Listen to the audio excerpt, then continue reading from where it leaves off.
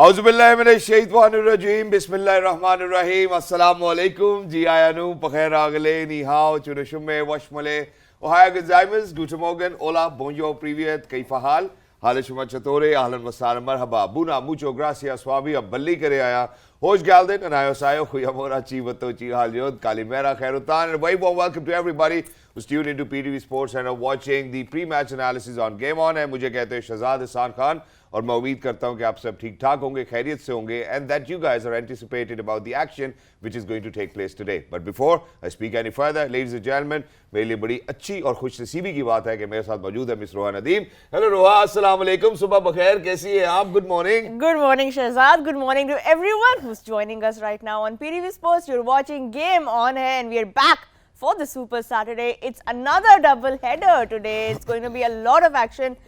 हमने last night भी हमने डिस्कस किया था कि आज का दिन जो है जो चार टीम्स खेल रही हैं शहजाद उनके पास एक और मौका है to get those 2 points and let's see आज पहला मैच किसका है. Let's take a look at the match cards and see what awaits us today. यहाँ पे जी पहला मैच आज होगा बिटवीन ऑस्ट्रेलिया एंड न्यूजीलैंड. ये एक्चुअली आज का आई बिलीव दूसरा मैच होगा if I am not wrong. जो पहला मैच होने वाला है. Exactly. So this was obviously the first game which was going to take place as well. That's Trans-Tasman, ladies and gentlemen, Australia versus New Zealand. But on the other hand, in Dharamshala. Dharamshala. On the other hand, ladies and gentlemen, we will be moving on to where it's going to be Bangladesh versus Netherlands. Well, it's a contest of its kind as well. You know, two low-ranked teams coming together. And Netherlands certainly will be hoping to, kind of, make sure that, they're going to give Bangladesh a tougher start. And especially bounce back after their last loss. ये दोनों teams के बारे में भी हम अभी बात करेंगे. लेकिन Shahzad, double header means a lot of pre-match analysis, in-depth discussion. वो सब कुछ हम लेके आए हैं एक बार फिर Game On में. So let's go ahead, kickstart. Exactly. And not just that, double-header means lack of sleep as well. So, ladies and gentlemen, getting started with our worthy panelists. We have our coffees ready. With our worthy panelists over here inside the studios. First up, we're very lucky that we have been joined by somebody who happens to be a broadcaster, commentator, representing Pakistan all over the globe. Ladies and gentlemen, former Test cricketer himself. He is Mr. Bazid Khan. Assalamu alaikum, Bazid bhai. How are you? Wa alaikum salam. Allah ka shukr. Aap sunaye? मैं बिल्कुल ठीक हूँ. Good morning, VK. How are you? Thank you so much for joining.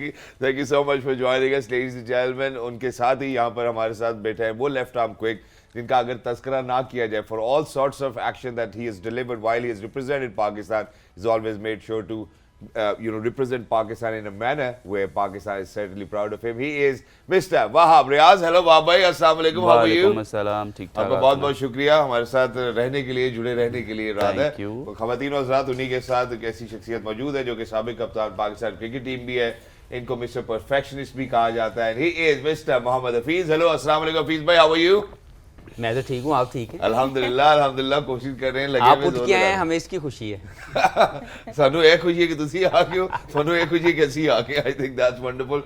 Well, ladies and gentlemen, last but not the least, साबिक कप्तान Pakistan cricket team wicket keeper बैठा है. ये है मिस्टर राशिद लतीफ. अस्सलाम राशिद भाई, हाउ आर यू? वालेकुम सलाम. आज तो ज़्यादा हंस नहीं सकते, दांत निकल गया ये. दांत निकल गया. अच्छा कोई मसला नहीं सर, हम पूरा रात तक तो ठीक भेजा था हमने आपको. सुबह ही हुआ है यहीं पे. सुबह ही हुआ है. चलो ठीक है राशिद भाई, thank you so much for joining us. Wonderful to have you. ऐसे ही बचपन में सुना था कि वो दांत पे तकिए के नीचे रखो तो सुबह में परी जो है पैसे दे के जाती है. ऐसा तो कुछ नहीं हुआ. पीटीवी सोने ही नहीं दे रहे. अच्छा चले जी. So Rohan, let's get started first up. बाज़िद भाई, आपसे हम गुफ्तगू का आगाज करते हैं. सबसे पहले बात करेंगे बांग्लादेश नेदरलैंड्स के हवाले से. Your reactions Bangladesh Netherlands today. सबसे पहले तो बात होनी चाहिए वेन्यू की. जी. ईडन गार्डन्स ये बड़ा आइकॉनिक वेन्यू है. ये एक ज़माने में दुनिया का सबसे बड़ा वेन्यू था. ऑलमोस्ट मेरे ख्याल 100,000 की इसकी कैपेसिटी थी. तो इंडिया की क्रिकेट की बल्कि एशिया की क्रिकेट की टर्म्स में ये बहुत ही बड़ा एक वेन्यू था. अब तो खैर कम हो गए शायद स्टैंड थोड़ा कि क्या अब और अहमदाबाद अब खैर सबसे बड़ा वेन्यू हो गया. दूसरी बात यह है कि यहाँ पे कोई 6 साल से ओडीआई नहीं हुआ. सही. तो वो जो अननोन फैक्टर है, पहले तो पिच बैटिंग के लिए बहुत अच्छी होती थी लेकिन अननोन फैक्टर ये है कि आपके पास कोई हिस्टोरिकल वो नहीं है, मतलब फैक्ट्स नहीं है कि इधर ओडीआई क्रिकेट में कैसे क्या? खेला जाएगा और कैसे होगा, पिच कैसे रिएक्ट करेगी, तो वो फ्रेश माइंड से जा रहे हैं।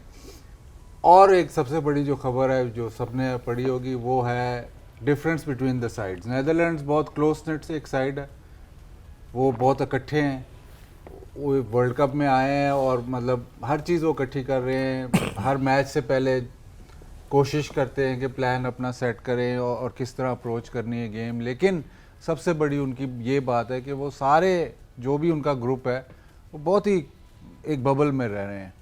दूसरी तरफ बांग्लादेश है, बांग्लादेश के कप्तान वर्ल्ड कप के बीच में उठ के वापस बांग्लादेश चले जाते हैं कि मैंने अपने कोच के साथ प्रैक्टिस करनी है। अब मेरे हिसाब से तो ये बहुत ही कोई अजीब सी बात है कि आप अपनी टीम को छोड़ के चले जाते हैं, तो सारे को ले जाओ फिर, या जो कोच है उसको उधर बुला लो। एक दिन की प्रैक्टिस के लिए गया, आप घर चले गए हो, एक उस टीम को जहाँ पे पहले ही मतलब टीम इकट्ठी तो नहीं है, वैसे ही वो आगे पीछे हुई हुई है, वैसे ही आप परफॉर्म नहीं कर रहे, उस सिचुएशन में आप छोड़ के जा रहे हो वापस।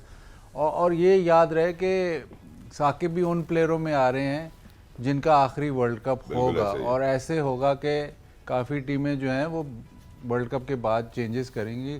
तो आप अगर चेंजेस की बात करते हो तो बांग्लादेश के 3-4 प्लेयर आपको फ़ौरन नाम आते हैं कि ये चेंज होंगे। लेकिन डिफरेंस बिटवीन देयर साइड्स के नेदरलैंड्स बिल्कुल क्लोज, एक उखड़ी हुई साइड, टाइट निट टीम है, दूसरी तरफ बांग्लादेश। बट अब वहाब इस मैच से पहले 4 बैक-टू-बैक लॉसेस बांग्लादेश ने इंड्योर की हैं और अब यहाँ पे महमूदुल्लाह की खास तौर पे जो लास्ट मैच में उनकी इनिंग्स थी उस कॉन्टेक्स्ट में आप कैसे देखते हैं? बिकॉज अभी तक सिर्फ एक मैच जीता है बांग्लादेश ने, वो भी अफगानिस्तान के साथ। डू यू थिंक आज उनके पास मौका है कि 2 पॉइंट्स एक्स्ट्रा ले लें? अगर कंपेयर करें नीदरलैंड को बांग्लादेश के साथ तो ऑब्वियसली बांग्लादेश का जो पल्ला वो थोड़ा भारी रहेगा। लेकिन जिस तरीके से बाजिद भाई ने बात की कि इट्स अ टीम गेम और जो यूनिटी है वो नीदरलैंड में ज़्यादा नज़र आ रही है। और अभी तक आप ये देखें कि नीदरलैंड ने सिवाय जो अपना लास्ट मैच ऑस्ट्रेलिया से खेला है उसके अलावा जितने भी उन्होंने मैचेस खेले हैं वो बड़े अच्छे मैचेस हुए हैं। वन साइडेड मतलब इस तरीके से नहीं हुए कि स्टार्ट से ही वन साइडेड हुए। उन्होंने साउथ अफ्रीका को हराया। सो दे हैव दैट कैपेबिलिटी कि जिस तरीके से वो गेम खेल रहे हैं और जिस तरीके से उनकी तैयारी है वो बांग्लादेश को मुश्किल टाइम दे सकते हैं depending on the wickets again today कि विकेट कैसा आज रिएक्ट करता है, खेलता है। बट मुझे ऐसा लगता है कि कहीं ना कहीं बांग्लादेश टीम को भी अपनी चीज़ें सॉर्ट आउट करनी पड़ेंगी।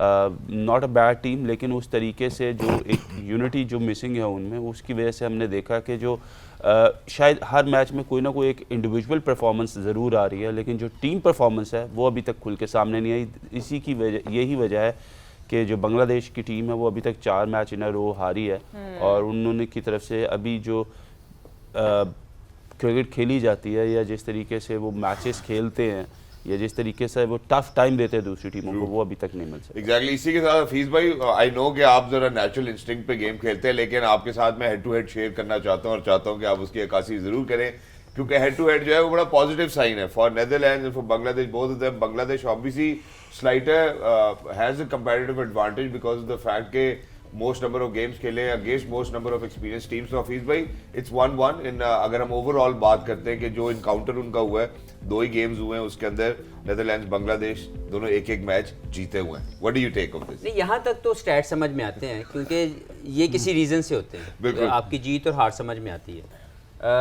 जो आप बात कर रहे हैं नेदरलैंड्स की, मुझे सिर्फ एक चीज़ के ऊपर थोड़ा सा लगा कि sometime they ask too much from them, like beating a top team 2 times, batting में भी बॉलिंग में भी on a rare like good conditions बड़ा टफ हो जाता है।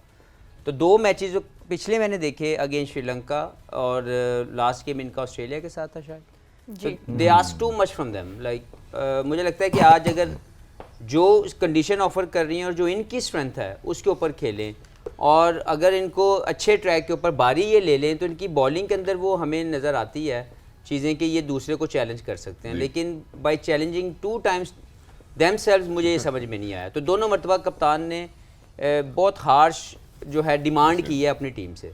वैसे देखा है ये लिमिटेशन में बहुत अच्छा परफॉर्म करते हैं, जब ये अपनी लिमिटेशंस को यूटिलाइज़ करते हैं अपने स्किल्स को, तो बहुत अच्छी इनकी जो है परफॉर्मेंस है।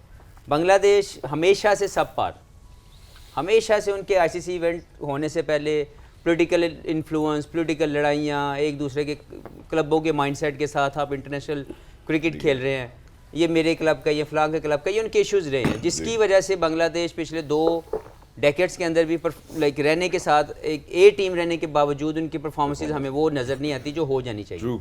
इसलिए जो यूनिटी और जो एक किस्म की काइंड ऑफ अ डिवीजन नज़र आ रही है कि महमूदुल्लाह एक उनके वो प्लेयर जो बड़े अच्छे परफॉर्मर हैं, मोस्ट सीनियर प्लेयरों में एक है, उनको 7वें 8वें नंबर पे खिलाना समझ में नहीं था आया। जब उनको ऊपर भेजा गया तो उनकी जो सेंचुरी थी वो एक स्टेटमेंट थी। तो मुझे लगता है आज के मैच को मैं समझता हूँ कि नीदरलैंड्स, मैं उनको बैक करूँगा क्योंकि जो यूनिटी नज़र आ रही है वो नीदरलैंड्स में ज़्यादा बेहतर नज़र आ रही है बनिस्बत बांग्लादेश की। बिल्कुल। यहाँ पे थोड़ी बात हम महमूदुल्लाह की कर लेते हैं। Rashid sir, he has been very successful for Bangladesh in world cups. अगर आप देखें सेंचुरीज भी सबसे ज़्यादा उनकी हैं वर्ल्ड कप्स में बांग्लादेश के लिए, लेकिन एवरेज वाइज भी वो कंसिस्टेंटली परफॉर्म कर रहे हैं। तो वही जो इंडिविजुअल प्लेयर्स वाली बात हुई, कितना रिलाई कर रहे हैं, बिकॉज अब शाकिब भी नहीं है, महमूदुल्लाह के ऊपर कितना रिलाई कर रहे हैं बांग्लादेश? देखिए, जो हफीज़ बात कर रहे हैं उसमें बहुत जान है, जो पॉलिटिकल इन्फ्लुएंस है। जब हम 2 साल पहले शायद गए थे बांग्लादेश T20 खेलने, उसमें महमूदुल्लाह थे। इसमें देखें 18 इनिंग्स है, 814 रन है, ये इनके वर्ल्ड कप के हैं, वर्ल्ड कप के लिए, और बहुत अच्छा एवरेज है, और इनके 3 सेंचुरी हैं, 2 सेंचुरीज इन्होंने की हुई हैं। तो ये इश्यूज इनके साथ चल रहे हैं। लेकिन हॉलैंड की जहाँ तक बात करते हैं, जैसे बाजिद ने कहा, बाकी पैनलिस्ट ने कहा कि यूनिटी है उनके पास, और क्वालिफायर्स भी है सामने कि 8 टीम इसमें से आनी है, और 3 टीम तो वही हैं जो कि खेल रही हैं। नामीबिया होगी, जिम्बाब्वे होगी, साउथ अफ्रीका होगी। तो ये मैच इसलिए बहुत इंपॉर्टेंट है दोनों के लिए, दोनों जीतना चाहेंगी, चाहे बांग्लादेश के प्रॉब्लम्स हों, लेकिन बहुत इंपॉर्टेंट मैच है उनके लिए। आज बाजिद भाई के फेवरेट बैटर भी खेल रहे हैं, मेरे भी 2 हैं ना, विक्रमजीत सिंह। दोनों ने नहीं किया अभी तक कुछ। आज हम उम्मीद करते हैं विक्रमजीत सिंह से भी, और जो राशिद भाई तज़किरा कर रहे हैं मेरा ख्याल। लेकिन ओवरऑल आपको क्या लगता है सर, बांग्लादेश डोमिनेट करेगी आज या नेदरलैंड्स? यार ये तो प्रिडिक्ट है ना। नहीं प्रिडिक्ट नहीं आप, क्योंकि जब हम बात करते हैं मिडिल और टॉप ऑर्डर उनका परफॉर्म नहीं कर रहा, हो सकता है हेरोडोय वापस एक्सपीरियंस जो लेकर नजर आए। आता है क्रिकेट का, जो बहुत सारा है वो बांग्लादेश के पास मौजूद है। लेकिन जो क्रिकेट खेली है, दोनों की तारीफ करनी पड़ेगी ना। तो आपने सवाल ऐसा किया है बिल्कुल कि नेदरलैंड जिस तरह से यूनाइटेड होकर खेल रहा है ना, डिपेंड करता है कि फील्डिंग बैटिंग के ऊपर बहुत डिपेंड करता है इस टीम के लिए। ठीक है, तो डिसीजन बहुत ज़रूरी है। हम लोग ने मोस्टली 70% लोगों ने रॉन्ग डिसीजन किए हैं सही टॉस के ऊपर। मैं बांग्लादेश को सीनियरिटी या एक्सपीरियंस की वजह से ज़्यादा वैल्यू दे सकता हूँ। बाजिद भाई आप क्या चेंजेस देखते हैं आज बांग्लादेश की टीम में, if you see those changes? तो हेरोडोय शायद वापस आए। देखिए, मुझे ये लगता है कि शायद अब वो स्पेशली नेदरलैंड्स के खिलाफ शायद अब वो महमूदुल्लाह को प्रमोट करें। विद इन द जो भी टीम खिलाएंगे उसमें बैटिंग ऑर्डर में ये चेंजेस करेंगे, शायद उसको प्रमोट करें। शाकिब भी मुझे लगता है ऐसे है कि शायद बैटिंग में वो अपने आप को ऊपर लेके जाएंगे।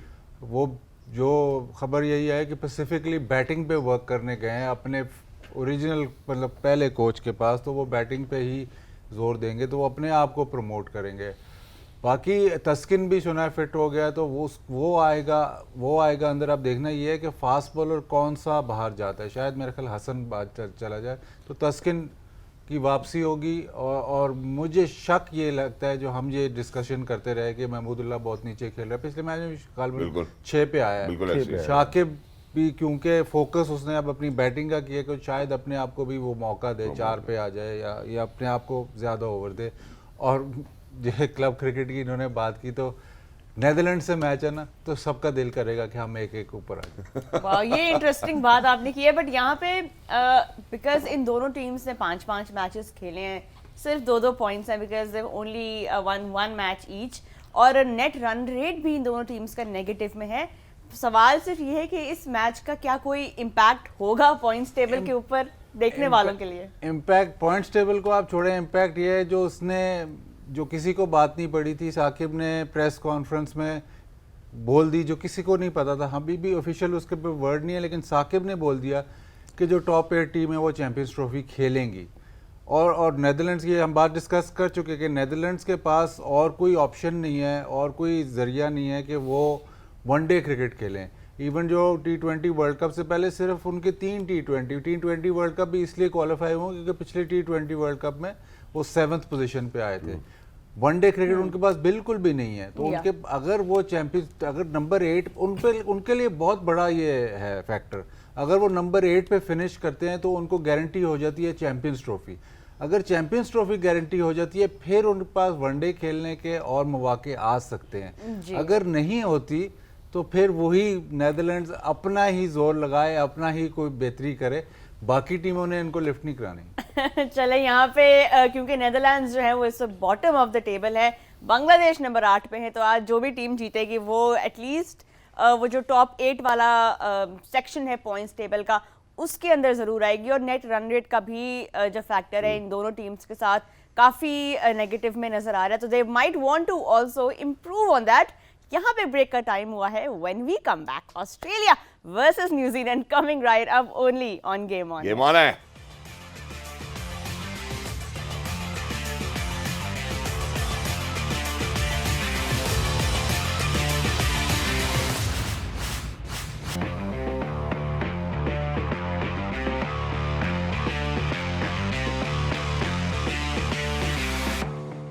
ख़वातीन और साहब, वेलकम बैक। हमारे साथ जुड़े रहने के लिए बहुत बहुत शुक्रिया। Earlier when we kick started the programme हमने बात की बांग्लादेश और नेदरलैंड्स के हवाले से। आप जरा बात को मजीद आगे बढ़ाते हैं। It's time for trans Tasman rivalry to actually be spoken about as well, जहाँ पे हम न्यूजीलैंड और ऑस्ट्रेलिया की बात करें धर्मशाला।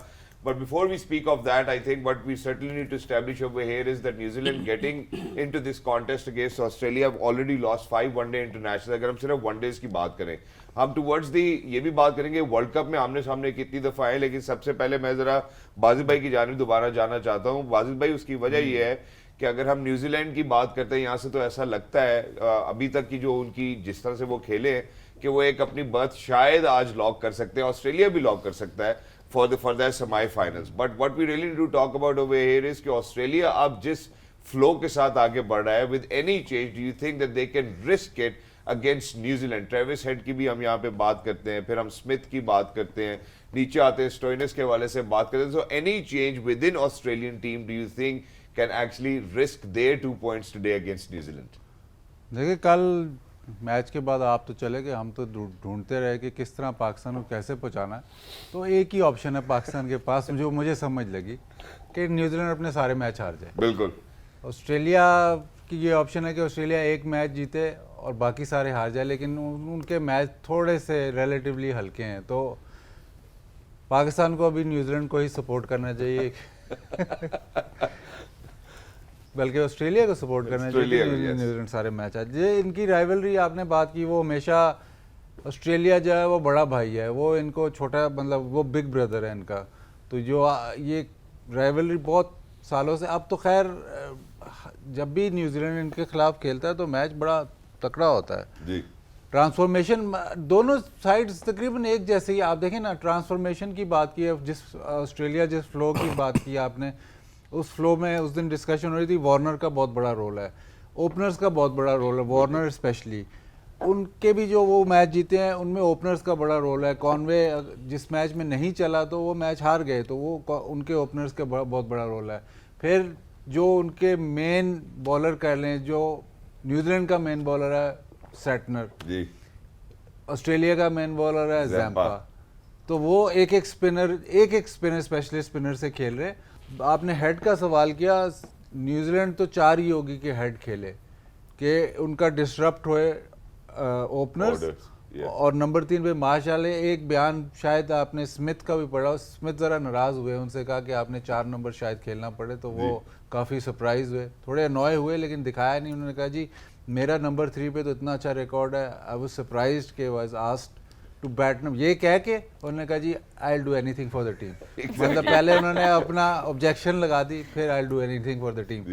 तो ट्रेविस हेड का अगर वो रिस्क लेते हैं ना, तो ये न्यूजीलैंड 4 होगा ट्रेविस हेड का रिस्क लेके बाहर से आके खेले, लेकिन न्यूजीलैंड ने अपनी टीम छेड़ी नहीं। सऊदी बैठा हुआ है, मैट हेनरी अच्छी बॉलिंग की रही, वो उन्होंने बिल्कुल ऐसे ही। चूंकि अब आपने ट्रेविस हेड की बात की है, तो यहाँ पे मेरा ख्याल है गालिबन ऑस्ट्रेलिया की और न्यूजीलैंड की हेड टू हेड भी इन वर्ल्ड कप्स भी देख लेते हैं। गालिबन शायद 11 मैचेस हुए हैं जिसमें डोमिनेट करते हुए नजर आती है team. I think is right in front of us and that's Australia. Hafeez भाई, आपकी जाने बढ़ूंगा, जो बाजिद भाई ने बात की उसी के साथ इसको कनेक्ट करना चाहता हूँ। फिर ग्रीन को भी हमने आते हुए देखा इन द प्ले। तो आपको लगता है कि अब जो the way Australia bounce back, जो राशिद भाई ने पहले कहा था कि यार ये you know on any given day Australia will certain do that, हमने लास्ट 3 मैचेस में उनको इसी तरह देखा है। अब हम धर्मशाला के हवाले से भी इसी कॉन्टेक्स्ट में बात करते हैं। शुरू के 10 ओवर स्विंग भी ऑफर होती है काफ़ी, अगर बैटिंग ऑर्डर डिसरप्ट होता है, ट्रेविस को वो लेकर आते हैं आज इस मौके के ऊपर, तो शायद हो सकता है न्यूजीलैंड कहीं ना कहीं उनको स्लिपरी फील कराए। देखिए, पहले तो मैं पाकिस्तान के लिए एक छोटी सी बात कर दूं कि अपनी कामयाबी के लिए दूसरे की नाकामी की दुआ ना बिल्कुल मांगें। बिल्कुल ऐसे ही। ये मैं बड़ा ओपनली कहना चाहता हूँ, क्योंकि हमें अभी लग रहा है वो हार जाए, पहले से आप तो जीतिए, वी लॉस्ट 4 इन अ रो। पहले तो हमें अपने आप को ठीक करना है, हम जीतें, और अगर हम डिजर्व करते हैं तो हम क्वालिफाई करें, अदरवाइज ये स्टेज सबके लिए इक्वल होनी चाहिए। दूसरा, आपने बात की ऑस्ट्रेलिया की, देखें Australia peaking at right time है।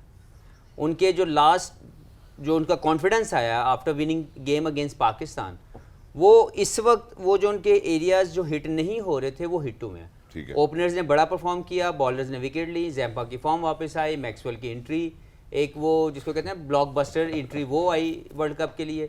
तो वो सारी चीज़ें जो उनके मिसिंग पार्ट्स थे वो इकट्ठे होकर एक मशीनरी के तौर पर काम करना शुरू कर दिया। न्यूजीलैंड की तरफ जाएं तो वो मोस्ट प्रोफेशनल टीम नज़र आई इस टूर्नामेंट के अंदर, जिनको कोई फ़र्क नहीं पड़ा कि बड़ा भाई नहीं है तो छोटा खेल लेगा, लेकिन वो जो भी खेला उसने परफॉर्म किया, क्योंकि they are the most professional mindset playing in this tournament. उनके जो प्लेयर हैं वो अपने अपने रोल को लेके वो उसको निभाने के लिए तैयार हैं, और कोई अगर मिस आउट हो रहा है तो वो उससे नाराज़ नहीं हो रहा। और अगर ये वाकई हकीकत है, क्योंकि मुझे नहीं पता कि बाजीद का कोई इनकी चिड़िया जो है वहाँ पे बैठी हुई है सर, और जिसने इनको खबर दिया है कि स्मिथ ने ये बोला है कि जी मैं नंबर 3 के अलावा अगर खेलूंगा तो प्रेस कॉन्फ्रेंस उसने बोला है, अगर बोला तो I think it's not a good statement from a senior campaigner of the team. आपको ऐसे नहीं कहना चाहिए, आपको बल्कि इस वक्त ग्रेटफुल होना चाहिए कि आप इस टीम के अंदर मौजूद हैं। बिल्कुल बिल्कुल। तो अगर आपको कोई भी रोल, क्योंकि मार्च को अगर देखा जाए तो जिस तरह मार्च खेल रहे हैं, it will be harsh for him to perform well and then batting at number 4, तो उनको नंबर 3 पे खेलना चाहिए। और अगर ये बात की है तो ये शो करता है कि there is again individual performance के मुतालिक अगर इतने बड़े प्लेयर ने ये बात की है तो मैं इसको एक्सेप्ट नहीं करूंगा। एज ए क्रिकेटर हम सबको टीम के लिए खेलना है। पहले अपनी गल कह भी दी थी तो बाद चो कह रहे कि जी मैं टीम लिए खेल लांगे, it doesn't work like this. अगर ये बात हुई भी थी, ये सवाल भी था, तो उनको टीम के लिए सबसे पहले बोलना चाहिए था। अपनी ये वाली बात, अपने नंबर 3 के स्टैट्स अपने पास रखें, क्योंकि इस वक्त टीम को चाहिए विन फॉर द टूर्नामेंट। आपकी अपनी इंडिविजुअल परफॉर्मेंस अपनी जगह, यही वो मसला हमने दूसरी टीमों में भी देखा है कि जो इंडिविजुअल परफॉर्मेंस के पीछे भागते रहे वो कहीं पे भी खड़े नहीं है। कहना 3 सुनाना 9 तानु पता लग गया जी काम हो गया। लेकिन अभी बैटिंग के ऊपर अगर हम बात करें, राशिद सर आपसे ये मैं पूछना चाहूंगी, दोनों टीम्स के पास इनफॉर्म बैटर्स हैं। जब हम न्यूजीलैंड को देखते हैं तो वो कुछ ज़्यादा इनफॉर्म नज़र आ रहे हैं, because obviously they have one more matches. Dharamshala जो वेन्यू है ऑस्ट्रेलिया के लिए थोड़ा न्यू होगा, न्यूजीलैंड ने भी रिसेंटली खेला है, लेकिन यहाँ पे बैटर्स को थोड़ा प्रॉब्लम हो रहा है बड़े रन्स बनाते हुए। अगर हम एवरेज रन्स पर ओवर देखें, धर्मशाला के लोएस्ट 3 में आई थिंक आते हैं, आपकी स्क्रीन पे भी इस वक्त आ रहा होगा। तो यहाँ पे इतनी हेल्प नहीं मिलने वाली है बैटर्स को, जिस तरह हमने वार्नर की फॉर्म की बात की, स्मिथ की, मार्श की। क्या चैलेंज होगा ऑस्ट्रेलिया के पास यहाँ पे कि ये इस रन रेट के साथ वो कितना थ्रेटनिंग टोटल लगा दोनों की बॉलिंग बहुत अच्छी है। अगर यहाँ पे 260 270 का भी मैच होता है ना, अच्छा मैच है ये। हाँ 300 का अगर नहीं होता, 350 का नहीं होता, ठीक है, लेकिन ये वेन्यू ऐसा है कि यहाँ पे मज़ा आता है। बॉलिंग, बैटिंग, फील्डिंग सारी चीज़ें नज़र आती हैं। कुछ वेन्यूज़ ऐसे हैं, दिल्ली हो गया या बॉम्बे हो गया, यहाँ पे बहुत रन बन रहे हैं, बॉलर के लिए कुछ भी नहीं नज़र आ रहा। यहाँ पे कम से कम बॉलर, स्पिनर हो या पेसर हो, उनके लिए है।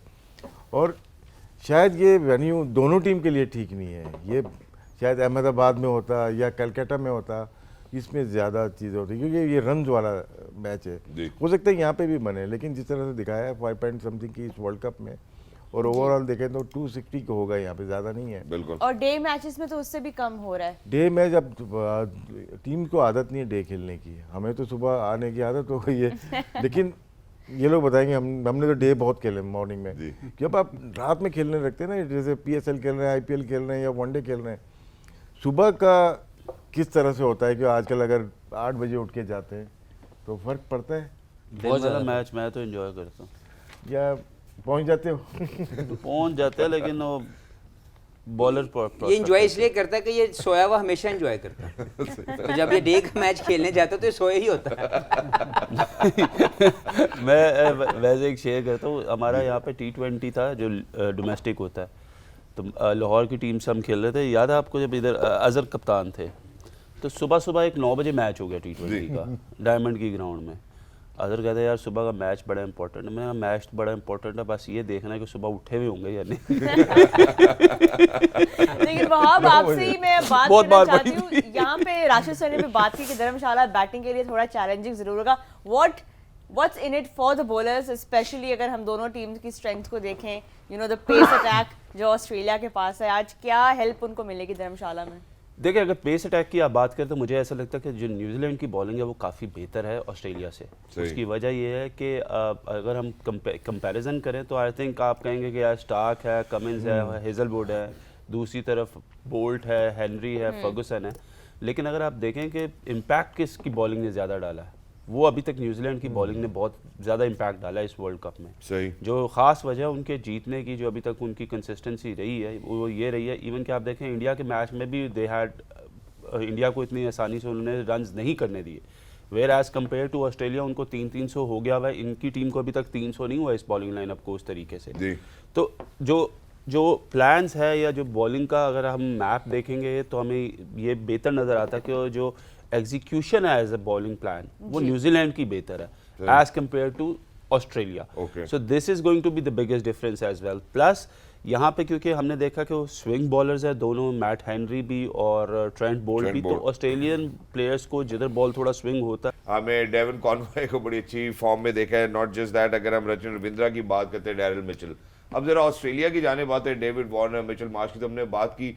जो लास्ट इनिंग अभी मैक्सवेल ने खेली है, आई थिंक उसको भी मद्देनजर जरूर रखना पड़ेगा कि जहां उन्होंने 40 गेंदों में one of the fastest century बनाई है, that's something which can be really dangerous for New Zealand today as well. So हम उनके स्पिनर की बात करें या हम शुरू के 10, क्योंकि शुरू के 10 ओवर्स शायद मैक्सवेल तो नहीं फेस कर रहे होंगे, तो New Zealand really needs to come up with a plan कि हमने केटर कैसे करना है, because once he gets off, you know, he gets going as well. 2015 में भी वो इसी तरह की परफॉर्मेंस दे चुके हैं। So what do you have to say about Maxwell's knock today? देखिए, मैक्सवेल को न्यूजीलैंड जल्दी लाना पड़ेगा ना, तो जो आपने पहले 10 ओवर की बात की वो बहुत इंपॉर्टेंट है। ये वो वेन्यू है जहाँ पे दोनों इनिंग में ये राशिद भाई के लिए स्टार्ट है, इस फॉर्म में लग जाएं तो फिर यही हाल होता है। एग्जैक्टली राशिद भाई, इसी के साथ आपके साथ भी आता हूँ। सो highest strike rate in ODIs, अब अगर हम मैक्सवेल को देखते हैं तो मेरा ख्याल है this is something which we really need to kind of talk about over here. 40 ball पे 200 के ऊपर की होगी इनकी ना। मतलब एक इनिंग्स पे हम नहीं कर सकते, लेकिन वर्ल्ड कप में ये इनिंग्स बहुत अच्छी है, वर्ल्ड रिकॉर्ड है इनका। इससे पहले अब मार्करम का 1 हफ्ते पहले था रिकॉर्ड, और मैक्सवेल ये ओकेजन के प्लेयर हैं, मतलब कि कभी कभार वाले हैं ना, शाहिद भाई भी नजर आ रहे हैं, लेकिन डेंजरस है। डेंजरस इसलिए कि ऑस्ट्रेलिया इनको इन्वेस्टमेंट है कि कुछ मैचेस ऐसे होते हैं कि जाहिर सी बात है टॉप ऑर्डर जो है वो मैच जितवा देते हैं, लेकिन कहीं इनकी ज़रूरत पड़ेगी जहाँ पे 10 रन का चाहिए, 9 रन का चाहिए, बॉलिंग में चाहिए, तो ऐसे प्लेयर्स ये रखते हैं। हालांकि इनकी परफॉर्मेंस वैसी नहीं है, अगर हमारे यहाँ होते शायद 10 मैच के बाद बाहर कर देते। इनके लास्ट 10 मैचेस देखें, 9 इनिंग्स देखते हैं कि बहुत बड़ी परफॉर्मेंस नहीं है इनकी, इवन T20 वर्ल्ड कप में भी देखें। लेकिन ऑन अ डे ये प्लेयर आपके नेट रन रेट पे फ़र्क लेके आएगा, जैसे लेके आए। नेट रन रेट इनका माइनस में जा रहा था, इस मैच के बाद वो चला गया ऊपर, क्योंकि 100 रन का फ़र्क पड़ जाता है। वो विनिंग मार्जिन 309 रन का, तो उसमें देखें तो बहुत वैल्यूबल इनिंग्स है इनकी। एग्जैक्टली। मैं सिर्फ एक छोटी सी वक्फे की जानिब बढ़ना चाहता हूँ, फिर मजीद आके यहाँ से गुफ्तगू को आगे बढ़ाते हैं, क्योंकि जहाँ पे you know if it's about taking the game deeper Roha, I think वहाँ क्या मैक्सवेल इतने ही फ़ायदेमंद साबित हो सकते हैं अपनी टीम के लिए, that will still be a question as well, और weaker opponent to a very stronger opponent is the question over here as well. चलें यहाँ से वापस आते हैं ब्रेक से, तो फिर we have lots more to talk about. Obviously Dharamshala के आपको कंडीशंस भी दिखाएंगे, all of that waiting on the other end of that break, तो कहीं मत जाइएगा, गेम ऑन है।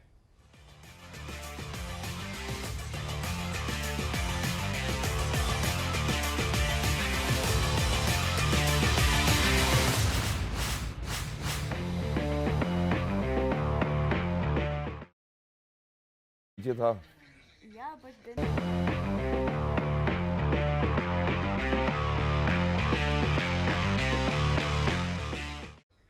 जी, welcome back to Game On here. We're building up to Australia versus New Zealand in Dharamshala, about to kick off shortly. उससे पहले हम आपको सारी इन्फॉर्मेशन आपके साथ शेयर करेंगे वेन्यू की, कंडीशंस की. अभी उसी के ऊपर हम बात भी कर रहे थे कि क्या एक्सपेक्टेशंस हो सकती है धर्मशाला से. आज हमने बात ये की कि शायद बैटिंग के लिए वो उस तरह से फ्रेंडली ना हो कंडीशंस, कंसिडरिंग कि अभी तक जितने भी मैचेस हुए हैं रन रेट बहुत ज़्यादा हाई नहीं है, 6 से ऊपर रन रेट नहीं है, 5 के अराउंड है, और अब डे मैच है तो बैटर्स को थोड़ा और इशू हो सकता है परहैप्स इन स्कोरिंग रन्स.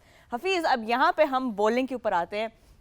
टूर्नामेंट के अभी तक जो टॉप 5 फास्ट बॉलर्स जा रहे हैं उसमें से 4 जो हैं वो आज एक्शन में नज़र आएंगे धर्मशाला में. इसका मतलब है कि ऑलरेडी जो कंडीशंस बैटिंग फ्रेंडली नहीं थी अब मज़ीद चैलेंजिंग होंगी फॉर द बैटर्स.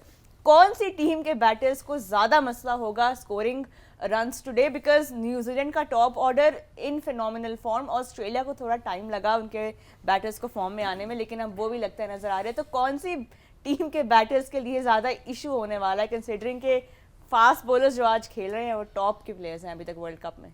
देखें, जो कंडीशन आप बात कर रहे हैं धर्मशाला की, धर्मशाला के अंदर बॉल रुकता नहीं, थोड़ा सा लेटरल मूवमेंट है. जो नया बॉल पहली इनिंग्स को खेलते हुए थोड़ा सा, क्योंकि कंडीशंस ऐसी हैं, वो थोड़ा सा हिली साइड है और वहाँ पे जो थोड़ा सा मॉइस्चर पिच के अंदर रहता है. अर्ली मॉर्निंग जब मैच स्टार्ट होता है तो उसमें थोड़ी सी लेटरल मूवमेंट थोड़ी सी आती है, थोड़ी निप आती है फास्ट बॉलर की, जिसकी वजह से आपको लग रहा है कि वो जो 10 रन कम बन रहे हैं अदर वेन्यू से, वो ये वजह है.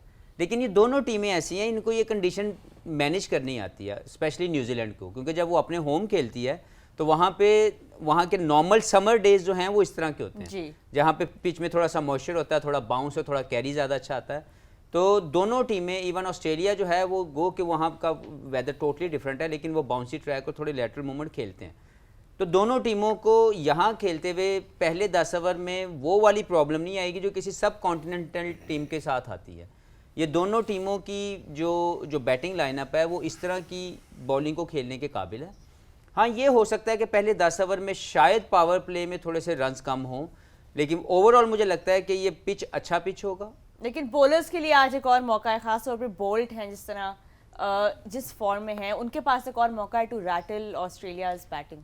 एक कर सकते हैं, वही मैं कह रहा हूँ कि नॉट ओनली बोल्ट, बाकी भी जो फास्ट बॉलर यहाँ पे जिनको भी नया बॉल करने को मिलेगा, पहले 10 ओवर दोनों साइडों से, चाहे पहले बैटिंग करें या बाद में करें, पहले 10 ओवर की थोड़ी लेटरल मूवमेंट और पेस आपको नजर आएगी. Will definitely be the most lethal today. और अभी हम बोल्ट की भी बात कर रहे हैं. Who do you think will be the pick of the bowlers today? देखिए, बोल्ट ने बॉलिंग तो अच्छी की है, लेकिन जो सबसे अच्छी बॉलिंग इनकी न्यूजीलैंड की तरफ से की वो मैट हेनरी ने की है. मैट हेनरी की लेंथ बोल्ट स्विंग के लिए सर्च करता है, आगे मैट हेनरी नहीं करता. Matt Henry short of length रखता है. धर्मशाला के अलावा भी जो फास्ट बॉलिंग की लेंथ है वो जो गुड लेंथ से जो शॉर्ट ऑफ लेंथ कर रहा है वो ज़्यादा सक्सेसफुल हो रहा है.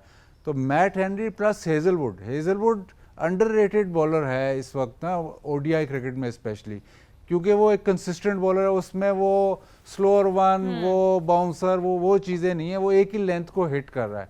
लेकिन वो जो लेंथ ये हिट कर रहा है हेजलवुड, वो इंडियन पिचेस पे सबसे बेहतरीन लेंथ है, और इसीलिए वो शायद उसके साथ जो बॉलर्स हैं स्टार्क और कमिंस, वो शायद चांस लें, थोड़ा बाउंसर करे या आगे जाए. स्टार्क स्विंग सर्च करेगा.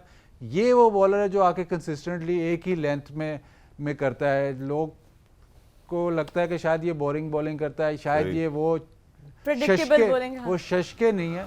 लेकिन मेरे हिसाब से ये दोनों मैट हेनरी और हेजलवुड सबसे सक्सेसफुल रहे हैं. और धर्मशाला पे जहाँ पे जरा सीम मूवमेंट होगी तो वहाँ पे आपको एक्सपेरिमेंट की जरूरत नहीं है, लेंथ हिट करनी. एग्जैक्टली. मैं जरा वहाँ भाई से ही पूछना चाहता हूँ, वहाँ पे बेस्ड ऑन योर एक्सपीरियंस, जब हम एल्टीट्यूड की बात करते हैं, हमने पहले अक्रॉस अगेंस्ट द विंड और विद द विंड की भी बात की, ये वेन्यू भी ऐसा है विच इज मोर ओपन. तो altitude, with the wind and against the wind, कौन सी टीम फेवर ले सकती है यहाँ पर अपने हक में?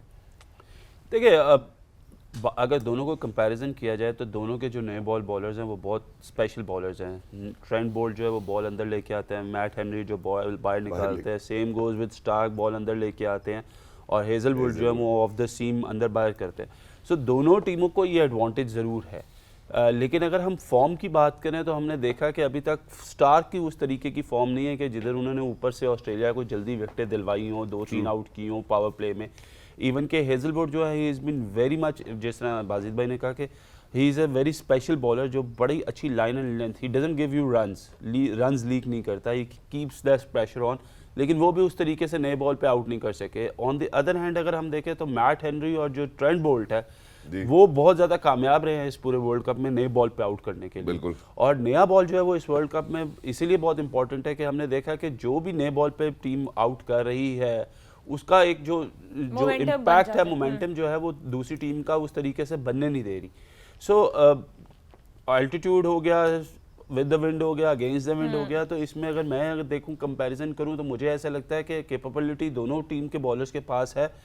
दे have proved that in the past as well. लेकिन अगर करंट फॉर्म की बात करूं तो मुझे ऐसा लगता है कि New Zealand has a higher edge. बिल्कुल, यहाँ पे न्यूजीलैंड की बॉलिंग की तो ऑब्वियसली वी नो कि उनके बॉलर्स किस फॉर्म में है, बैटर्स भी राशिद सर टॉप ऑर्डर में चले, वी नो के कॉनवे, विल यंग, रचिन जो है उनकी फॉर्म पहले मैच से ही हम देख रहे हैं, but Daryl Mitchell in the last game 130 score किया इंडिया की बॉलिंग के अगेंस्ट, कोई छोटा फीट नहीं है। अब इस मैच में नंबर 4 के प्लेयर क्या रोल प्ले करेंगे, बिकॉज डैरल मिचेल की अगर हम फॉर्म देखें तो 2021 से वो साथ चल रहे हैं और बड़ा ज़बरदस्त उनका रिकॉर्ड है, 100s भी उन्होंने किए, 50s भी किए। डू यू थिंक कि यहाँ पे एक प्लान था डैरल मिचेल के लिए जो उन्होंने एग्जीक्यूट किया?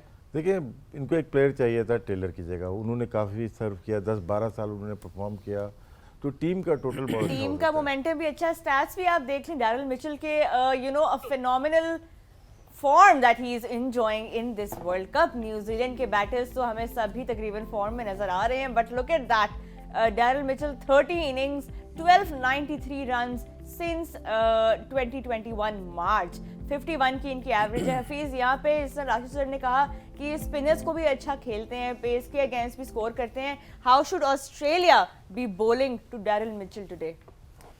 देखिए, जब आप फॉर्म में होते हैं ना तो आपको कोई फ़र्क नहीं पड़ता, और जब आप ऐसे 100 करके आएँ जो बड़ी टीमों के खिलाफ हो, जिसमें आप हर जगह से चैलेंज हुए हों, आपने बेस्ट स्पिनर भी खेल लिए और बेहतरीन फास्ट बॉलर भी खेल लिए, तो फिर उसके बाद फिर आप by confidence as a batsman आप उस पीक पे होते हैं कि आपको कोई फ़र्क नहीं पड़ता कि सामने कौन आने वाला है। तो मुझे लगता है कि डैरल मिचेल एक बड़ा खूबसूरत मैचअप है, एक बड़ा अच्छा मैच है विद इन द मैच, जिसमें मिचेल और मैक्सवेल की फॉर्म राइट टाइम के ऊपर पीक कर रही है, कॉनवे और वार्नर राइट टाइम पे पीक कर रहे हैं दोनों टीमों के लिए। अगर हम ओपनर की बात करें, जो सबसे मज़ेदार जो मैचअप है ना, जो आप दुनिया में शायद ही किसी मैच में एक दूसरे के साथ देखते हैं, 4 बॉलर इनके 4 बॉलर उनके, वो ऐसे मैचअप कर रहे हैं कि जैम्पा की फॉर्म सेंटनर की बेस्ट यूटिलाइजेशन या फॉर्म के ऊपर आप डील कर लें, हेनरी हेजलवुड, स्टार्क, बोल्ट और फर्गसन कमिंस। लाइक ये मैंने किसी और दुनिया की 2 टीमों को आप इकट्ठा कर लें और ये मैचअप करें, आपको इकट्ठा ऐसी चीज़ नज़र नहीं आएगी कि 6-7 ऐसे स्पॉट्स हैं जिनमें इनका प्लेयर उनके प्लेयर के साथ मैचअप करेगा और लड़ाई करेगा और जीतेगा वो जो ज़्यादा सक्सेसफुल होगा। तो ये 6 प्लेयर जो हैं जिसके ज़्यादा अच्छा परफॉर्म करके उनके पास बैटिंग में भी खैर दोनों टीम्स के अंदर बड़ा वो है, बट अभी आपने बड़ी एक इंटरेस्टिंग बात की कि जब आप फॉर्म में होते हैं तो आपको फ़र्क नहीं पड़ता। आप अपने पर्सनल एक्सपीरियंस से बताएं, जब आपकी वो फॉर्म लगती थी इंटरनेशनल क्रिकेट में कि आपसे हर मैच में रन्स हो रहे हैं, हर जगह गैप क्लियर हो रहे हैं, तो कितना आसान होता था टू उस माइंडसेट में क्वालिटी बॉलिंग को फेस करना। रोहा, ये फॉर्म तो मेरे लिए कम आई, लेकिन ये कि जब भी आई उसको बहुत इंजॉय किया। होता यह है कि जब आप स्कोर करते हैं ना तो एक पॉजिटिव माइंडसेट के साथ आप अगली इनिंग्स खेलने जाते हैं।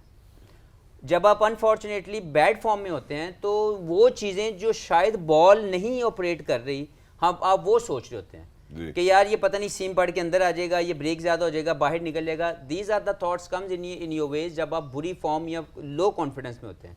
जब आप हाई कॉन्फिडेंस और बड़ी बड़ी इनिंग्सें या बेहतर परफॉर्मेंस के बाद आप अगला मैच खेलने जाते हैं तो आप सिर्फ बॉल देख रहे होते हैं। और हमेशा बेसिक्स ऑफ द गेम ये कहती है कि as a batsman watch the ball first. हमारे यहाँ पे या दुनिया के जितने कामयाब बैट्समैन हैं उनकी कामयाबी की कंसिस्टेंसी इसलिए आती है कि वो बॉल को देखते हैं जी। हम पहले ही रिजल्ट बॉल का अपने दिमाग में डालते हैं जब फेलियर आ रहा होता है। तो जो पीक पॉइंट होता है ना आपकी बैटिंग का, वो परफॉर्मेंस के बाद वो जो पॉजिटिव वाइब्स आपके अंदर जाती हैं, उसके साथ जब आप बॉल को देख रहे होते हैं तो आप बेस्ट पोजीशन बना रहे होते हैं और शॉट खेलते हुए डर नहीं रहे होते। इसीलिए जो बैट्समैन जिसको हम कहते हैं ना पर्पल फॉर्म चल रही है, वो इसलिए चल रही होती है कि उसके दिमाग में बाकी सारे डाउट्स और वो चीज़ें जो नहीं होती वो उसको तंग नहीं कर रही होती हैं, डिस्ट्रैक्ट नहीं कर रही होती। सही। तो जब आप टॉप फॉर्म में होते हैं तो आप सिर्फ बॉल देखते हैं और बेस्ट डिसीजन लेते हैं। एग्जैक्टली मैं वहाब भाई से भी एज अ बॉलर भी ये पूछना चाहता हूँ कि क्या कभी ऐसा हुआ है वहाब भाई, कमिंग ऑन टू यू, कि एज अ बॉलर आपको लगा हो कि यार कहीं स्कोर ना पड़ जाए तो you know rather it's best that कि मैं ओवर की तरफ बढ़ूँ ही ना, एज अ या ना बैटर लूँ? क्यों नहीं पूछ रहा हूँ? पिच हिटर तो वो है, लेकिन एज अ बॉलिंग उन्होंने अपने करियर में ज्यादा कराई है। जो आजकल के जिन लोगों को टैग दिए गए ना ऑलराउंडर के, अगर उनसे बेहतर था इसको ऑलराउंडर का टैग मिल जाता, जो कभी नहीं मिला। मैं उनसे राय तो ले लूँ। नहीं देखे, एज अ बॉलर तो मैं हमेशा ये बात करता हूँ कि नर्व्स हर मैच में हर प्लेयर्स की होती हैं, चाहे वो वर्ल्ड क्लास हो चाहे वो बिल्कुल यंगस्टर हो। You have that match pressure आपके, वो होता है कि यार जेन में कि यार कहीं मेरे से बुरा परफॉर्म ना हो जाए। You have that vibe in you as a bowler as well. तो देखें, जब किसी भी अच्छे बैट्समैन की फॉर्म लगी होती है ना, तो आप as a bowler you have to play smart. आप क्या करते हैं, कोशिश करते हैं कि उसको ज़्यादा ऑफ स्ट्राइक रखें। सही। जो दूसरा बैट्समैन है आप कोशिश करते हैं वो उसको आप ज़्यादा बॉल करें, उसको आप ज़्यादा डॉट बॉल्स कर लें। क्यों? क्योंकि वो कहीं ना कहीं आपको लिवरेज दे देता है। फिर आप एक दो आउट जब करते हैं you get that confidence going. It depends on the plan that how do you execute that. अगर अब मैं हफीज़ भाई को बॉलिंग कर रहा हूँ, मुझे पता है कि हफीज़ भाई जो हैं वो उन फॉर्म में हैं और चौके चूके मार रहे हैं या कुछ कर रहे हैं, तो I what I will try to do is mostly कि आई विल से कि अच्छा ठीक है यार, मैं कोशिश करूँगा हफीज़ भाई को मैं दूसरे एंड पे ही रखूँ, थोड़ा अनसेटल करें, थोड़ा सा अनसेटल करूँ, मतलब उनको दूसरे उसमें रखूँ, चांस ना लूँ, दूसरे प्लेयर पे चांस लेना चाहिए। So as a bowler you have that nerves, but again कि जिस तरीके से बात की कि it is very important to know your plans, कि आपका जो प्लान है उसकी एग्जीक्यूशन क्या होनी चाहिए। एग्जीक्यूशन होनी चाहिए प्लान्स की, ये कहना है वहाब रियाज का। यहाँ पे एक ब्रेक लेते हैं। When we come back we will take you to Dharamshala for the pitch report. कहीं में जाइएगा, गेम ऑन है।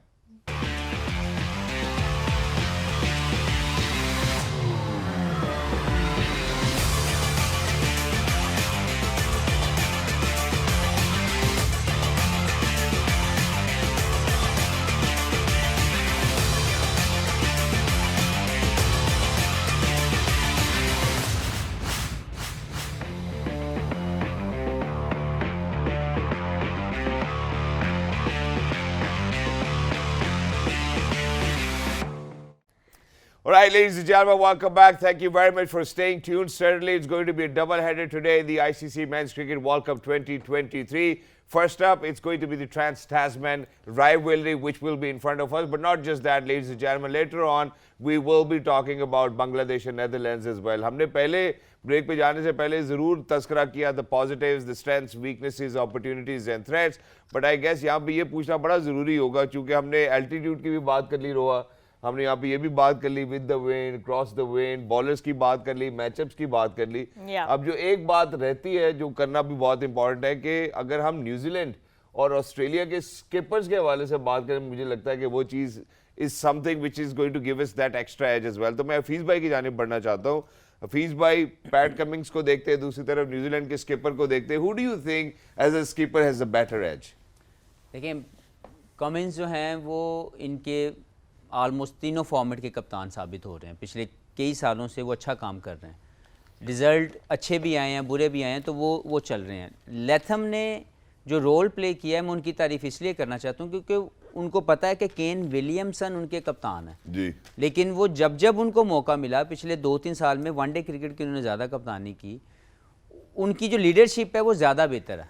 मुझे ज़ाती तौर पर लगता है क्योंकि उनके पास जिन रिसोर्सेज को उन्होंने इस्तेमाल किया, जिस तरह यूटिलाइज़ किया, और जो डिसीजन मेकिंग है वो मुझे लगता है कि उनकी ज़्यादा अच्छी है टॉम लैथम की। राइट, यहाँ पे जी वहाब मुझे भी ऐसे लगता है कि देखिए कमिंस ऑब्वियसली बड़ी देर से कप्तानी कर रहे हैं और बड़ा इम्पैक्टफुल कैप्टन रहे हैं, लेकिन क्रेडिट लेथम को इसलिए देना चाहिए कि ही इज़ समबडी जो कि केन विलियमसन को रिप्लेस किया हुआ है, जिन्होंने ऑब्वियसली उनकी फिटनेस की वजह से वो फिट नहीं है, और उनका इतने बड़े टूर्नामेंट में आके इतनी अच्छी कप्तानी करना, I will give the credit to Latham.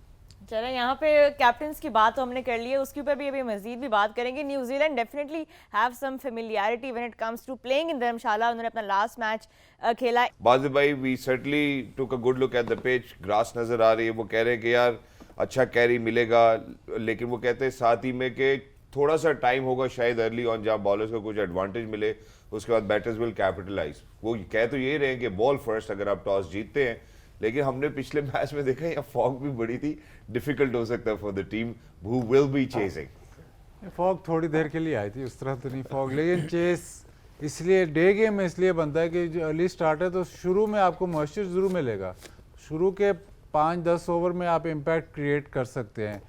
Day game में अमूमन लंच के बाद या दोपहर की बैटिंग ज़रा आसान हो जाती है, लेकिन यहाँ पे एक चीज़ जो कंसिस्टेंट रहेगी नए बॉल से वो है कैरी, क्योंकि एक तो हाइट पे बॉल वैसे ही इस पिच पे थोड़ा बाउंस ज़्यादा है, तो मेरे हिसाब से यस पहले 10 ओवर जो पहले बैटिंग करेगा पहले 10 ओवर वेरी इंपॉर्टेंट, लेकिन इवन जब आप दूसरी बैटिंग कर रहे हैं तो जो नया बॉल है उसका रोल है, क्योंकि जैसे ही पुराना बॉल होगा इधर बॉल स्लो नहीं आएगा, इधर बॉल फिर भी बल्ले पे आते रहेगा, तो जब लेटरल मूवमेंट ख़त्म हो जाएगी और बॉल बल्ले पे आ रहा होगा तो फिर बैटर्स को बहुत फायदा है। राइट, यहाँ पे लास्ट मैच वहाब न्यूजीलैंड ने 273 पोस्ट किया था against India, couldn't defend it, लेकिन आज अगर न्यूजीलैंड को पहले बैटिंग करनी पड़ जाती है, क्या स्कोर, क्या पार स्कोर आपको लग रहा है इस ग्राउंड पे इनफ होगा अगेंस्ट ऑस्ट्रेलिया? देखिए पार स्कोर इस वर्ल्ड कप में हमने देखा है कि even 300 is not a safe score,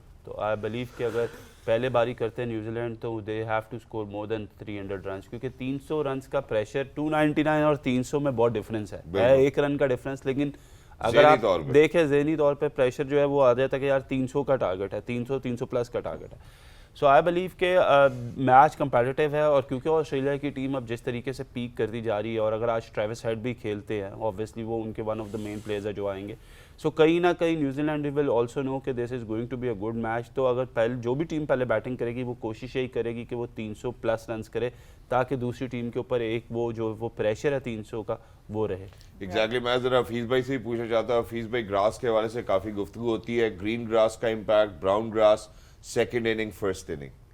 देखिए जो दिखाया गया थोड़ा सा हमें उसमें लाइट टिंज ऑफ ग्रास मौजूद है, तो जो बात हुई कैरी होगा, अर्ली स्टार्ट है, थोड़ा मॉइस्चर होगा, कोई भी बॉलर ये चाहेगा कि यहाँ पे मैं पहले बॉलिंग करूँ, ठीक है, कोई भी कप्तान ये चाहेगा कि यूटिलाइज़ करें वो पहले 15 से तकरीबन 10 से 15 ओवर जहाँ पे लेटरल मूवमेंट होने के चांस है, और अगर आप दूसरी टीम के 3 से 3 आउट कर देते हैं तो आप उनको थोड़ा सा बैकफुट पर डालते हैं, और लेटर ऑन वो थोड़ा सा स्विंग शायद मिले, लेकिन उतना ज़्यादा लेटरल मूवमेंट नहीं मिलेगी, बाद में कैरी मिलेगा। लेकिन मुझे लगता है कि कोई भी कप्तान चाहेगा कि वो टॉस जीते और पहले बॉलिंग ज़रूर करे, ताकि बॉलिंग करके वो एक एडवांटेज अगर लिया जा सकता है पहले 15 ओवर के एक वो पंच मारने का, तो वो क्यों ना लिया जाए। राशिद सर, क्या लगता है यहाँ पे, पहले सब तो यही बात कर रहे हैं विन द टॉस बोल फर्स्ट, बट क्या टारगेट अगली टीम को रिस्ट्रिक्ट करेंगे तो कोई चांस बॉल फर्स्ट ही बनती है यहाँ पे, डे नाइट मैच है नहीं, क्योंकि रात में थोड़ी बहुत प्रॉब्लम हुई है यहाँ पे लाइट्स में, लेकिन 1 घंटा यहाँ पे होगा ज़रूर, क्योंकि वेदर भी ऐसा ठंडा थोड़ा शुरू हो गया होगा और पिच में भी थोड़ा बहुत मॉइस्चर होगा, उस पर यूटिलाइज़ करने की ज़रूरत होती है। और 10 ओवर्स अगर अच्छे हो जाते हैं तो आप एक टोन सेट हो जाती है पूरे मैच के लिए। टारगेट यहाँ का बताया नहीं किसी ने जी ठीक है। अच्छा मैं यहाँ पे जरा जो है ना एक और भी बात करना चाहता हूँ, वो ये है कि हम टारगेट की बात कर रहे हैं, हम टॉस के हवाले से भी बात कर रहे हैं, लेकिन जो हफीज भाई आपकी बात है कि यार पहले 10 ओवर्स के ऊपर क्या हम बाकी के 40 ओवर्स भी सैक्रिफाइस कर दें, मैं जरा उस पॉइंट को भी यहाँ टच करना चाहता हूँ कि जो पहले आधे घंटे आपको एड मिलेगी शायद पिच से for the bowlers, express pace की यूटिलिटी दोनों तरफ के बैटर्स के पास बेहतरीन है, उम्दा है, बल्कि रादर आपको लगता है कि पहले 10 ओवर्स पे डिसाइड कर लेना चाहिए टॉस का फैसला? पहले 10 ओवर में डिसाइड नहीं हो रहा, लेकिन एक एडवांटेज आपको मिल रहा है आपके बॉलर्स को to hit the right area, first punch लगाने की अगर ऑप्शन मिलेगी, मैच तो डिसाइड होना पूरे मैच के बाद, लेकिन वो जो पहले 15 ओवर का एक हल्का सा आपको एडवांटेज मिल सकता है, आप वो क्यों ना लें। तो एज ए बॉलिंग यूनिट दोनों टीमों के फास्ट बॉलर बड़े स्ट्रॉन्ग है, राइट एरिया हिट करते हैं, टॉप ऑफ स्टंप बॉलिंग करते हैं, स्विंग करते हैं, तो why not to use that condition in your favour. आप क्यों अपने आप को मुश्किल में डालेंगे कि अपने बैट्समैन अगर आप 3 आउट हो जाएं और एडवांटेज फर्स्ट पंच वाला उनके पास चला जाए, तो आई थिंक ये बेहतर डिसीजन नहीं होगा। जी, the news from Dharamshala is that New Zealand have won the toss and they will be bowling first. No surprises there. They're going ahead with one change. Wahab, Jimmy Neesham आ रहे हैं side में, क्या लेके आएंगे वो? देखिए उन्होंने बताया कि फोर्स चेंज है, और ऑब्वियसली जिमी नीशम को उन्होंने इसलिए बदला क्योंकि लेफ्ट हैंड बैट्समैन प्रॉबली देखा होगा मिडिल ऑर्डर में उनको चाहिए होगा उस टाइम पे, तो उन्होंने Jimmy Neesham is somebody who is a good hitter of a ball as well, plus bowling को वो फैंसी करते, फास्ट बॉलिंग को ज़्यादा बेहतर अच्छे तरीके से खेलते। तो obviously New Zealand are very clear कि उनको किस प्लेयर से रिप्लेस करना है। उनका जो एक कॉन्सेप्ट है that is very clear, roles जो हैं वो बहुत ज़्यादा उन्होंने इजीली आइडेंटिफाई किए हुए हैं। तो दैट्स वाई चैपमैन की जगह उन्होंने जो है वो straight away they brought him. क्या बात है बाजी भाई, न्यूजीलैंड एज चेजर्स? नहीं, जो इम्पोर्टेंट पार्ट है न्यूजीलैंड बॉलिंग फर्स्ट, वो पहले जो इम्पैक्ट जो पहले 15 ओवर का होगा वो या 10 ओवर का नए बॉल से, वो बहुत इंपॉर्टेंट है। चेसिंग तो बाद में, जो फ़ायदा उठाना है आपने शुरू में मॉइस्चर का, अगर वहाँ से आप फ़ायदा उठा लेते हैं तो फिर ऑस्ट्रेलिया को आप बैकफुट पे कर सकते हैं। ऑस्ट्रेलिया के बैटर्स रुकने वाले नहीं है। वार्नर का शुरू में आउट होना बहुत ज़रूरी है न्यूजीलैंड के लिए। ये कैच तो नहीं छोड़ेंगे मेरा ख्याल है, लेकिन वार्नर का आउट होना शुरू में बहुत ज़रूरी है। ये चाहेंगे कि जल्द से जल्द स्मिथ और मार्नस जो है वो क्रीज पे पहुंचे, क्योंकि जो इनका टॉप 3 है वो आपको बहुत जल्दी हर्ट कर सकता है। आपने देख लिया हेड बहुत बाउंड्रीज मारते हैं, मार्श, वार्नर, तो ये आपको बहुत ज़्यादा हर्ट कर सकते हैं। तो वो अगर टॉप 3 आउट हो जाते हैं फिर इनके पास थोड़ा सा लीवे होता है, क्योंकि स्मिथ और मार्नस उस तरह की एक्सप्लोसिव बैटिंग नहीं करेंगे। क्या बात है जी। वाह भाई, how do you see New Zealand the decisions that they have taken? I think you have already spoken about it, but chase में ऑस्ट्रेलिया बॉलिंग कोई एडवांटेज नहीं मिलेगा पिच से, या शायद हो सकता है, उम्मीद हो? देखिए, डिपेंड करता है कि टारगेट कितना अचीव करते हैं ये लोग ऑस्ट्रेलिया। ऑब्वियसली इसके ट्रेविस हेड के आने से एक चीज़ तो ज़ाहिर है कि इवन के मार्श रेगुलरली जो है वो उन्होंने 100 भी किया, 50 भी किया, लेकिन जैसे ही ट्रेविस हेड आए हैं तो मार्श को अपनी जगह छोड़ के मिचेल मार्श को नंबर 3 पे आना पड़ा। सो आई बिलीव कि कहीं ना कहीं इनको एडवांटेज यही होगा कि बैटिंग में कितने लंबा स्कोर करते हैं, क्योंकि सेकंड टाइम में जो विकेट है वो बेहतर ही होगा, क्योंकि अंडर लाइट्स ना तो बॉल स्विंग होगा उस तरीके से, डे गेम है। So probably reverse can come into play, कि रिवर्स कितना होता है बॉल, और उसमें देखना पड़ेगा कि ऑस्ट्रेलिया किस तरीके से अपने स्किल्स जो है वो दिखाता है। बिल्कुल हफीज, आपसे तो बैटिंग के मतलब की पूछूंगी, क्या यहाँ पे लग रहा है ऑस्ट्रेलिया के माइंड में होगा, कंसिडरिंग कि न्यूजीलैंड के टॉप ऑर्डर बैटर्स भी फॉर्म में है, फिर हमने डैरिल मिचेल की century 130 against India last match में, what would be something defendable for Australia? देखिए, ऑस्ट्रेलिया की बैटिंग की सबसे पहली जो ऑप्शन लेनी चाहिए वो ये कि पहले 15 ओवर में एक विकेट से ज़्यादा आउट ना हो, क्योंकि अगर वो 15 ओवर में 70, 75 to 80 रन भी अगर करते हैं तो they are in a game. आखिरी 30 ओवर में अगर उनकी विकेट इन हैंड्स हुई आखिरी 30 ओवर में, तो they can post a total of 300 plus still on this track. बिल्कुल। लेकिन अगर आप पहले 15 ओवर में 3 आउट होते हैं तो फिर आप कंसोलिडेशन की तरफ जाते हैं, फिर आप थोड़ा बैकफुट पे चले जाते हैं। और इनके 3 आउट टॉप होने के बाद आना किसने है? स्मिथ और लबुशेन ने, जो कि अग्रेसर नहीं है। तो मुझे लगता है कि इनका बड़ा इंपॉर्टेंटली मैनेजेबल जो माइंडसेट है वो होना चाहिए कि पहले 15 ओवर में डैमेज कंट्रोल कर लें, आखिरी 30 ओवर के अंदर they can reach that 300 plus. Exactly. यहाँ पे जरा राश भाई से पूछना चाहता हूँ। राश भाई, जैम्पा पे वैसे तो हम तफसीली बात कर चुके हैं, लेकिन सेकंड इनिंग्स में जैम्पा बॉलिंग धर्मशाला अगेंस्ट न्यूजीलैंड, डिपेंड करता है रन्स टोटल कितने हैं। लेग स्पिनर के लिए कि एक स्पिनर है वो अटैकिंग में जाएगा या डिफेंसिव में जाएगा। बिल्कुल इंटरेस्टिंग 11 खेल रही है। जो हम लोग ने पहले बात की शायद लबुशेन को बिठाएं, लेकिन उन्होंने डिफेंस या कन्वेंशनल पे भी गए हैं। ट्रेविस हेड दोनों मोड में खेल सकते हैं, वो ऊपर से वो गए, 2 बीच में रखे हैं। अगर फ्लॉप भी होते हैं ना, टेंडेंसी है 2 प्लेयर्स के अंदर जो सेंचुरी कर सकते हैं, और की हुई है। बिल्कुल 6 नंबर तक सेंचुरी वाले प्लेयर्स हैं इनके पास। तो लबुशेन हो जाए या स्मिथ, बहुत इंपॉर्टेंट प्लेयर है कि ऊपर से 3 आउट होते हैं, तो शायद अगर इनको 40 ओवर मिल जाते हैं तो ये 100 करने की सलाहियत इनके अंदर है। शायद ये एक एडवांटेज है। बाजिद ने जैसे कहा, स्मिथ हैप्पी नहीं है इससे, लेकिन वो प्रोफेशनल प्लेयर है और वो कन्वर्टेड प्लेयर है, एक बॉलर से बैट्समैन बना है, दुनिया का नंबर 1 प्लेयर, 60 प्लस उसका टेस्ट मैच का एवरेज है। उसके लिए आइडियल पोजीशन है कि अपने आप को प्रूव करता है कि वो जैसे हफीज़ ने कहा इस टीम का वो हिस्सा बने हुए हैं। तो रीज़न है उसकी कि ऑस्ट्रेलिया उसके ऊपर बहुत ज़्यादा डिपेंड और बिलीव कर रहे हैं। आई थिंक बाजिद भाई से जरा क्विकली पूछ लेते हैं कि बाजिद भाई, यहाँ खाने पीने को और कुछ मजीद अच्छा है? कोई रिसर्च में आपके पास आया कुछ नया? पहले आपको बताया हिल स्टेशन में कोई मशहूरी नहीं होती खाने पीने की। कलकत्ता क्या पूछ रहे हैं?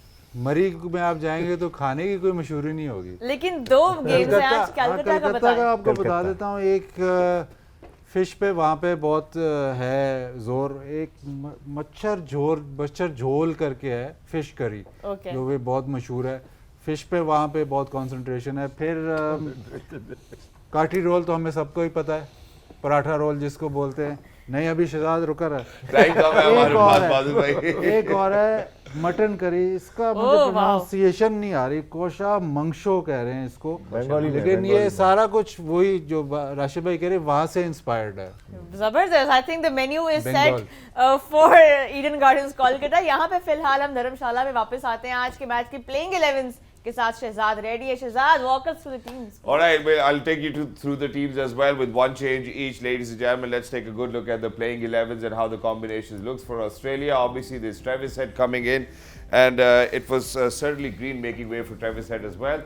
The rest is usual. Where in the top order we do see Warner, Marsh, and then in the middle order there is Smith, Labuschagne, Inglis, Maxwell, and then towards the lower order there is Stark, Cummins, Zampa, and Hazelwood. Quickly moving on towards New Zealand, ladies and gentlemen. One change once again over here. Certainly we need to talk about the top order first. Devon Conway, Young, Rachin Ravindra, and then in the middle order there's Mitchell, Latham, Phillips, and Neesham. Neesham coming in place of Chapman, and in the lower order there's Santner, Henry, Ferguson, and Bolt. And that's it for the playing 11. The teams certainly look really well balanced, just like our panel over here in the PTV Sports Studios. Definitely. New Zealand on the other hand, अगर हम उनकी भी बात करें, they will have that option of that extra pacer today in the shape of Jimmy Neesham.